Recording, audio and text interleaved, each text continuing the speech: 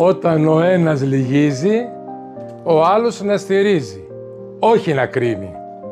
Ξέρεις, κάποτε θα λυγίσει ο άνθρωπός σου.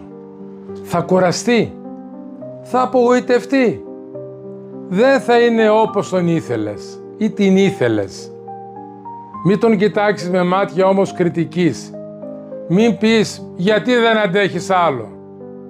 Άπλωσέ του το χέρι σου. Κράτησέ τον και κράτησέ την να σταθεί. Ο Χριστός δεν μας είπε να γίνουμε δικαστές των αδυνάτων. Μας είπε να σηκώνουμε τα βάρη ο ένας του άλλου. Άκου τι γράφει ο Απόστολος Παύλος. Βαστάζετε αλλήλων τα βάρη και ούτως αναπληρώσατε τον νόμο του Χριστού. Δηλαδή, κρατήστε τα βάρη ο ένας του άλλου και έτσι θα εκπληρώσετε τον νόμο του Χριστού.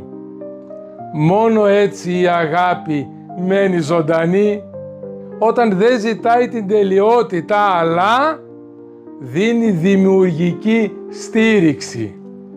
Σήμερα στηρίζεις εσύ. Αύριο θα σε στηρίξει εκείνος και εκείνη. Μάθε να αγαπάς με έργα, όχι με λόγια. Αγάπη. Αγάπη και διάλογο στη σχέση.